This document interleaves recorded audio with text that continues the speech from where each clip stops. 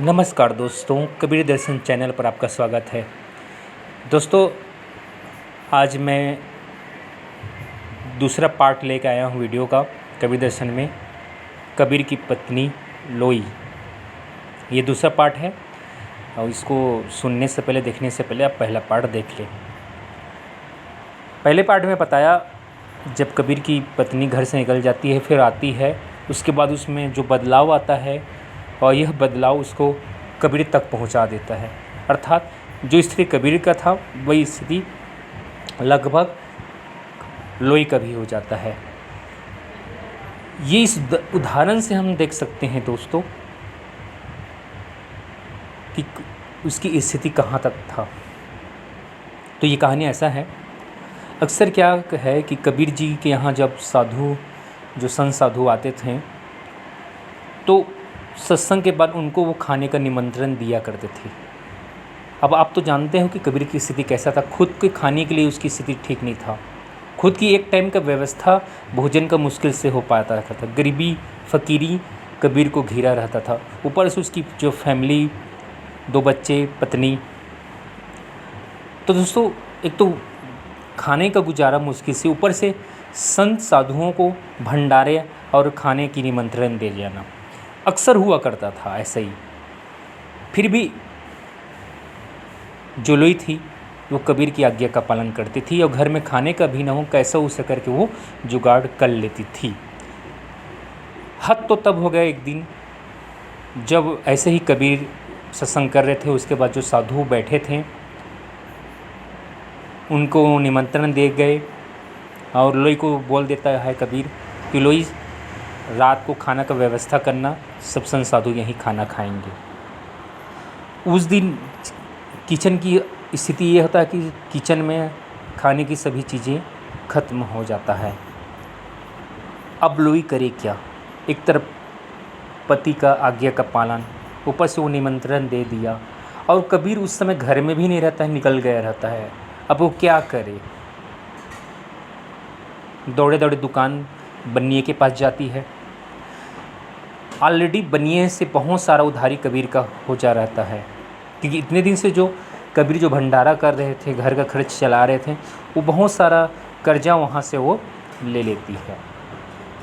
अब हद हो गया, अब वो मना कर देता है क्योंकि बहुत ताक में था बनिया, क्योंकि उसका जो नियत था वो लोई के प्रति था और वो मौका खोज ही रहा था कि कब ये मजबूरी आए इनका और मैं उस मौके का फ़ायदा उठाऊं। और इससे सुंदर मौका नहीं था लोई के का फ़ायदा उठाने के लिए। बनी ने कहा, मैं अनाज दे दूंगा, सब चीज़ दे दूंगा और मैं पुराना तुम्हारा कर्जा भी माफ़ कर दूंगा।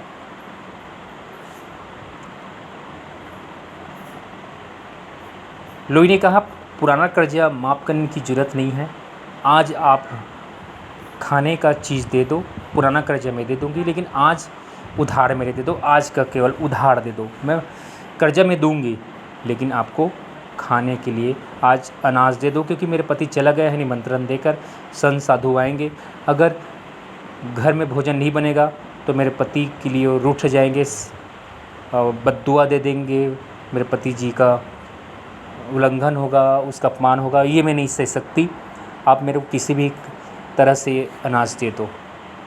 बनिया ताक में ही था।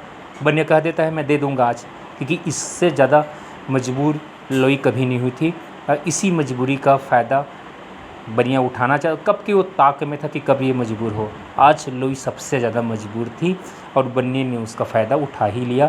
कहा कि आज ये अनाज ले जाओ, जब साधु खा पी के चले जाएंगे फिर तुम रात में यहाँ आना, एक रात के लिए। क्या करें, मजबूरी में लोई हाँ कह दी और घर जाती है, अनाज लेकर खाना बनाती है, संत साधुओं को सुंदर स्वादिष्ट भोजन खिलाती है। साधु चले जाते हैं। कबीर जी भी बहुत खुश मग्न, क्योंकि खाना स्वादिष्ट था। स्वादिष्ट होगा भी नहीं क्यों, क्योंकि इतनी बड़ी त्याग, इतने बड़ी प्रेम से वो खाना जो बना था, तो खाना तो स्वादिष्ट स्वाभाविक था, होना था। फिर संत महात्माओं का आशीर्वाद मिला और कबीर मुस्कुराते हुए जब किचन में जाता है तो लोई वहाँ रोती है, निरंतर रो रही होती है। कबीर जी बोलते हैं कि लोई, आज तो हंसने की ज़रूरत है, आज तो मुस्कुराने की ज़रूरत है। आज तूने जो स्वादिष्ट भोजन बनाया है, निश्चय ही संत साधु ने कितना आशीर्वाद दिया तुम्हें। आज तो मुस्कुराओ, आज तूने मेरा दिल खुश कर दिया। फिर भी और वो ज़ोर ज़ोर से रोने लगती है। कबीर जी पूछते हैं, बताओ, मेरी कसम बताओ क्या बात है। लोई पूरा वृत्तांत सुना देती है। कबीर मुस्कुरा लेता है, बस बात इतना, इतनी चीज़, छोटी चीज़ के लिए रो रहा है। वाह, यहाँ पर कबीर की बात पता चलता है कि कबीर कौन था। हम तो छोटी छोटी घटनाओं में अपने पत्नी के प्रति शक करते हैं, छोटी छोटी बातों को सहन नहीं कर सकते। और यहाँ पर कि उसकी पत्नी दूसरे के यहाँ अपनी सौदा करके आ गई है और फिर भी कबीर इसको एक छोटा सा बात कह रहा है। मानना पड़ेगा, वास्तव में कबीर एक पैगंबर था, कबीर था। कबीर कहता है, मैं खुद वहाँ लेकर जाऊँगा तुम्हें। लोई हैरान हो जाती है। एक पति अपने पत्नी को दूसरे यहाँ एक रात के लिए छोड़ने को तैयार, और इससे बड़ी हैरत की बात क्या हो सकती है। लेकिन वो कबीर था। कबीर ले जाता है उनको। इधर इंतज़ार में बैठा ही रहता है बनिया। अब जैसे दरवाज़ा खोलता है वो हैरान हो जाता है। बनिया लोई से पूछता है, कौन है? बोलता है, ये मेरे पति कबीर है। बनिया शर्म आ जाता है, पानी पानी हो जाता है शर्म में। वो गिर जाता है कबीर के चरणों में और कहता है, हे कबीर, तुम्हारा नाम ऐसा ही प्रसिद्ध नहीं हुआ है, वास्तव में तुम एक महान इंसान हो। मुझे शर्म आ रहा है मेरे कुकर्म पर। मैंने तेरे जैसे कबीर की पत्नी के साथ ऐसा व्यवहार किया। वो कहता है, चरण में गिर जाता है, माफ़ी मांगता है और कहता है, तुम साधारण इंसान नहीं हो, तुम तो परमात्मा के अवतार हो, तुम स्वयं परमात्मा हो। और उनके शरण में गिर जाता है। और कहा जाता है फिर उस दिन से वो बनिया कबीर का भक्त हो जाता है। दोस्तों, इन कहानी में त्याग तो सबसे बड़ा लोई का था।